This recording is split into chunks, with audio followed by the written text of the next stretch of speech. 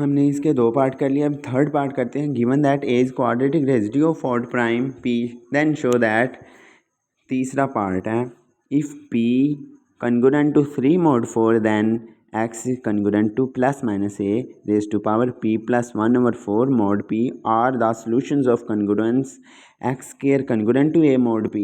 ये हमने अब प्रूव करना तीसरा केस। चलें तीसरी स्टेटमेंट के अब प्रूफ पर चलते हैं। उन्होंने कहा क्या है और प्रूफ क्या करना है। छोटा सा प्रूफ है और इजी सा है, मुश्किल नहीं है। कंसीडर हमने किया, हाँ, स्टेटमेंट में जब उन्होंने कहा है कि p कन्ग्रुएंट टू 3 mod 4 है, then x congruent to plus minus a p plus 1 4 mod are the solutions of congruence, यानी कि ये चीज़ गिवन है और ये उन्होंने कहा है कि ये इसके सॉल्यूशन होंगे, तो ये हमने साबित करना है। तो करते हैं साबित। कंसीडर हमने इसका सॉल्यूशन जो है वो जो प्रूव करना है कि ये उसी कॉन्ग्रुएंस का सॉल्यूशन है, तो हमने उसे पहले कंसीडर किया, दोनों तरफ स्क्वायर लिया। स्क्वायर लेने से प्लस माइनस 1 ख़त्म हो गया। अब स्क्वायर लेने से ये चीज़ बन गई। तो अब देखना ये क्या चीज़ बनी है।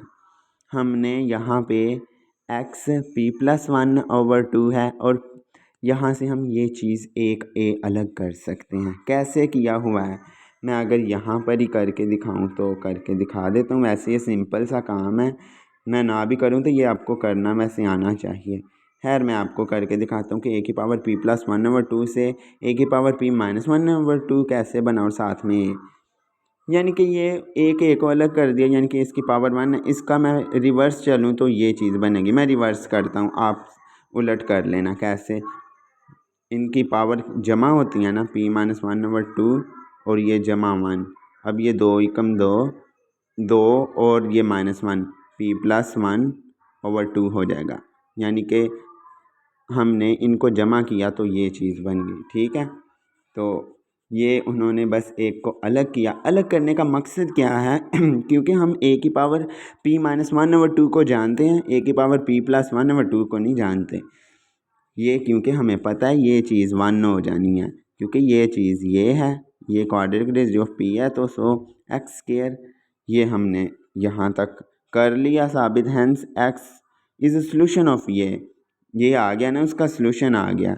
हमने उससे लेके चले थे, चेक किया कि उसका सॉल्यूशन बनता है, हाँ ऑफ कोर्स बन गया उसका सॉल्यूशन। अब also p plus 1 over 4 is an integer, so p plus 1 over 4 को हम कोई k कह सकते हैं। उन्होंने कहा है कि ये एक इंटीजर है। चूँकि p ऑड प्राइम है तो हम उसमें कुछ नंबर जमा करके 4 पे डिवाइड हो जाएगा वो इजीली।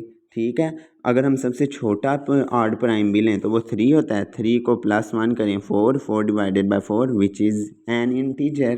तो हर ऑड प्राइम के लिए ये अप्लाई होता है कि p plus 1 over 4 एक इंटीजर बनता है। ठीक है, for some k belong to z, यानी कि k कोई भी इंटीजर है। अब p plus 1 यही चीज़ उन्होंने सिंप्लीफाई किया, ये चीज़ सिंप्लीफाई करके ये आया, इसे मॉड में कन्वर्ट करेंगे तो p कन्ग्रुएंट टू 3 mod 4। यही हमने साबित करना था कि अगर ये चीज़ हो वो चीज़ बने तो ये इससे उसका वो सॉल्यूशन होगा। तो यही चीज़ हमने साबित कर दी। तो बहुत आसान था ये तीसरा पार्ट भी। तो ठीक है, ओके, खुदा हाफिज़। मैंने आपको समझा दिया जितना समझाना था। अपना ख्याल रखिए।